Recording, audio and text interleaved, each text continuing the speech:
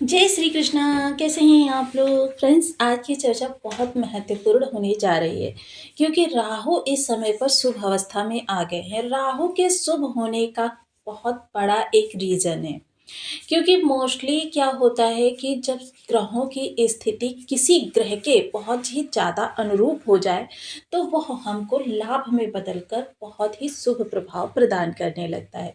ऐसी ही स्थिति इस समय राहु के साथ, शुक्र के साथ, साथ ही साथ सूर्य के साथ भी बन रही है।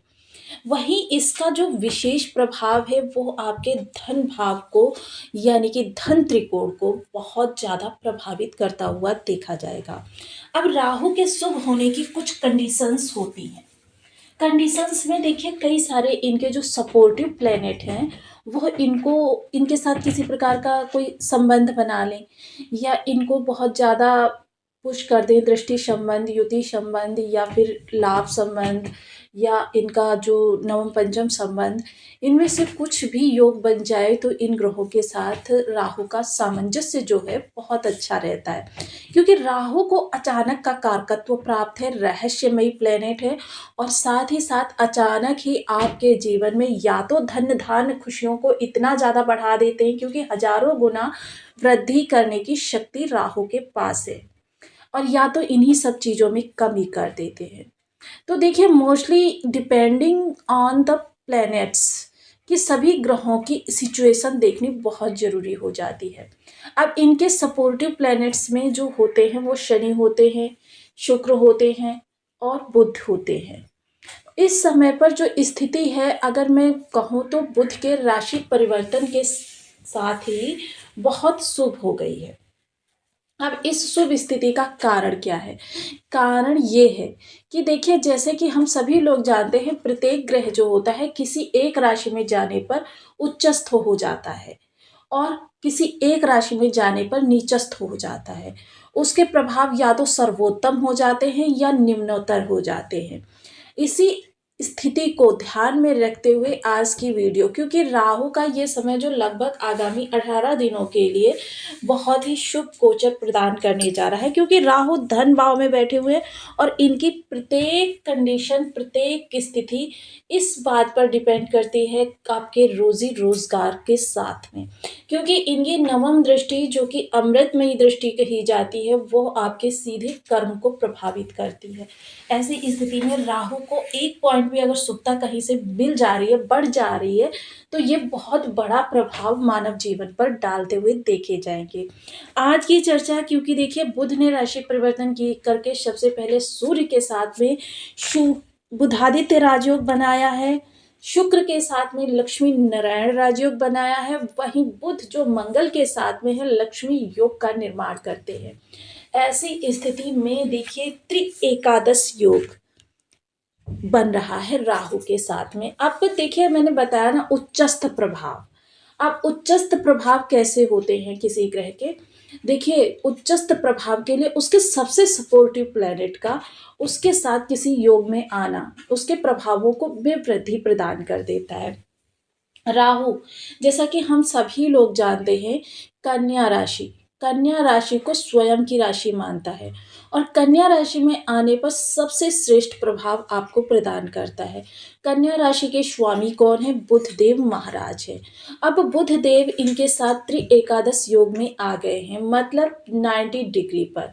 90 डिग्री वह डिग्री होती है कि व्यक्ति, जैसे आप किसी के पड़ोस में कोई रहता हो वो हो और कोई विदेश में रहने वाला आपके पड़ोस में रहने आ जाए, आपका परम मित्र, तो यानी कि आप तुरंत वार्तालाप कर सकते हैं, उसकी हर सिचुएशन में उसका साथ दे सकते हैं, उसकी कंडीशंस को फॉलो कर सकते हैं। तो मतलब बहुत सारी चीज़ें ऐसी हो जाती हैं कि जिनको लॉजिकली समझना भी बहुत ज़रूरी हो जाता है। तो आज बुध की इस परिवर्तन से राहु पर बहुत बड़ा प्रभाव पड़ता हुआ देखा जाएगा और बुध जो होते हैं, क्योंकि सोच और बुद्धि दोनों एक दूसरे से अटूट संबंध बनाकर रखते हैं, क्योंकि राहु सोच है और बुध बुद्धि है। अब सोच क्या होती है? आपके मन में विचार उत्पन्न करती है, विचार बुद्धि के डिपार्टमेंट में जाते हैं, डिपार्टमेंट पे वहाँ पर तर्क वितर्क होते हैं। अब तर्क वितर्क के आधार पर आपके लिए लॉजिकली जो चीज़ें सही होती हैं उनको आप अपने जीवन में अप्लाई करते हैं और उसी के प्रभाव से या तो बहुत ही शानदार या फिर बहुत ही निम्नतर। अब ये चीज़ देखिए इस समय पर बुध देव के साथ में हो रही है कि बुध इस समय पर राहु के साथ में एकादश योग बना रहे हैं, जिसका पूर्णतः प्रभाव इस समय राहु को प्राप्त हो रहा है। वहीं एक चीज और हो रही है, राहु की पंचम दृष्टि और बुध की नवम सप्तम दृष्टि। क्योंकि देखिए वैसे तो अगर चर्चा करें मंगल के माध्यम से ये समस्त ग्रहों के पास इस समय पर तीन तीन दृष्टियां हैं, यानी दो अतिरिक्त दृष्टियां भी प्राप्त हो रही हैं, लेकिन फिर भी बुध की जो सप्तम दृष्टि या किसी ग्रह की जो सप्तम दृष्टि होती है सबसे ज़्यादा ताकतवर होती है, सबसे ज़्यादा उसका प्रभाव सप्तम दृष्टि पर होता है, क्योंकि सीधे देखते हैं। तो ये बहुत ही लॉजिकली चीज़ें निकल कर आ रही हैं जो आपके जीवन को प्रभावित करने जा रही हैं। इस पर हम चर्चा को आगे बढ़ाएंगे, लेकिन थोड़ा सा यहाँ पर हम जान लेते हैं कि यदि आपकी लग्न में कुंडली के प्रथम भाव में 10 नंबर बना हुआ है तो ये राशिफल आपके लिए है। कुंडली में कहीं भी चंद्रमा के साथ 10 नंबर बना हुआ है तो ये राशिफल आपके लिए है। कुंडली ना होने की स्थिति में आप इसे नाम राशि से भी देख सकते हैं। यदि अभी तक आपने अपने इस चैनल को सब्सक्राइब नहीं किया है तो प्लीज़ सब्सक्राइब कर लीजिए, वीडियो को लाइक कर दीजिए, चैनल को शेयर कर दीजिए। इससे होगा क्या कि हमारे आने वाले हर वीडियो की नोटिफिकेशन मिल सकेगी आपको सबसे पहले। एक प्यारा सा कमेंट करना बिल्कुल ना भूलें। कमेंट से हमें बहुत मोटिवेशन मिलता है, हौसला मिलता है और ये पता चलता है कि आप और क्या जानना चाहते हैं।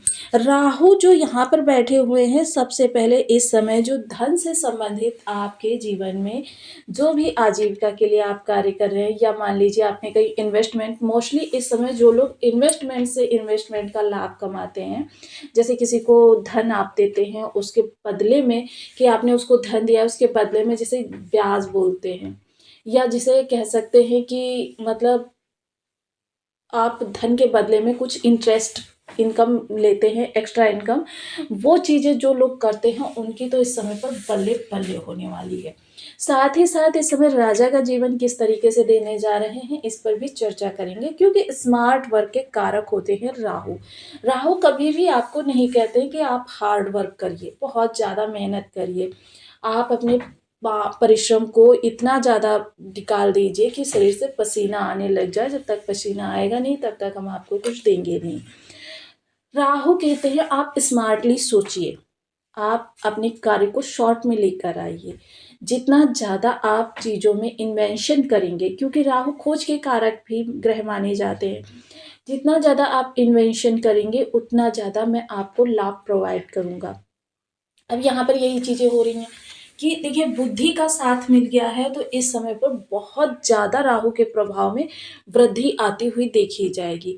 यह वो समय होगा जब व्यक्ति जो होगा अपनी जो परंपरागत तरीके से कार्य करता चला आ रहा है, या जो जब से उसने कार्य को आरंभ किया तब से वो एक रूटीन पर कार्य करता चला आ रहा है, तो उसमें वो बदलाव के लिए सोचेगा। बदलाव जरूरी नहीं है कि कार्य को छोड़कर दूसरा कार्य करना, बल्कि उसी कार्य में कुछ नवीनीकरण करना, उसी कार्य को दूसरे स्टाइल से करना या दूसरे पैमाने पर करना, या उसमें कुछ ऐसा इजाद करना। जैसे अगर आप बही खातों का लेखा जोखा रखते हैं या आप फाइल्स वगैरह बनाते हैं, तो आप इसको अब हैंडली ना करके बल्कि आप इस समय कंप्यूटर वगैरह की हेल्प के द्वारा करते हुए देखे जाएंगे, जिससे आपका कार्य काफ़ी आसान भी हो जाएगा और चुटकियों में आपकी परेशानियां भी सॉल्व होती हुई देखी जाएंगी। तो धन से संबंधित जो भी आपका कार्य है उस पर राहु का इस समय जबरदस्त प्रभाव पड़ने वाला है। अगर चर्चा करें इस समय आपके इस भाव की, जो कि देखिए त्रिक भाव माना जाता है, लेकिन यह आपके आजीविका के लिए सबसे महत्वपूर्ण भाव भी होता है,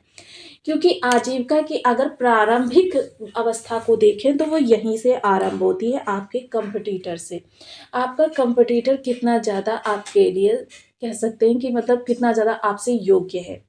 तो इस समय योग्यता के मामले में, क्योंकि बुद्धि के अंदर तीव्रता, तीक्ष्णता, चालाकी और जितनी भी परियोजनाओं को साकार करने की क्षमता है, सारी आपकी बुद्धि के अंदर है। मोस्टली देखिए क्या होता है, जब लोग इंटरव्यू देने जाते हैं या किसी एंड टाइम पर जब उनको बहुत ज़्यादा वार्तालाप करने की रिक्वायरमेंट होती है, ऐसे समय पर उनकी जो कहते हैं ना सेंस काम करना बंद कर देते हैं, नर्वसनेस के कारण वो चीज़ मतलब जानते हुए भी नहीं बता पाते हैं कि जिन चीज़ों को बताना चाहिए उस समय पर, और बाद में तुरंत क्षणिक ऐसा प्रवाह पड़ता है शरीर पर कि मतलब उनके मुंह में शब्द अटक जाते हैं।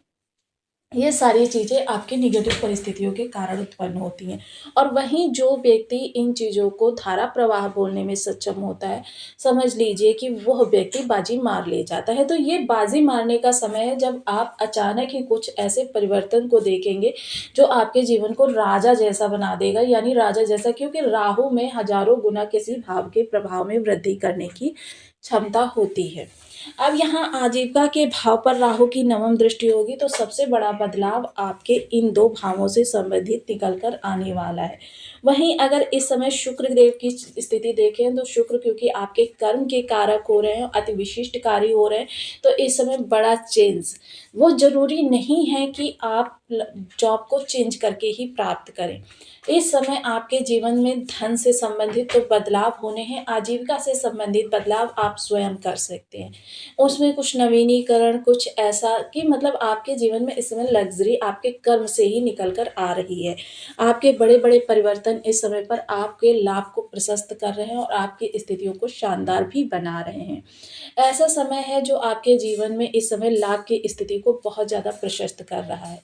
वहीं बुध का साथ मिल जाने के कारण देखिए थोड़ा-सा इस समय बुध में नकारात्मकता रहने वाली है, क्योंकि ये सभी ग्रह इस समय आपके द्वादश भाव को प्रभावित कर रहे हैं। द्वादश भाव जो है आपका, यहाँ पर आपको थोड़ा-सा नेगेटिव इफ़ेक्ट देंगे, जिसके लिए आपको कुछ विशेष उपाय करने चाहिए। अब बुध के उपायों के लिए देखिए, सर्वप्रथम ओम बूम बुद्धाय नमः इस बीज मंत्र का जप करना, गणेश भगवान या फिर माँ दुर्गा की आराधना करना। इसके अलावा देखिए कबूतरों को मूँग खिलाना, हरी मूँग।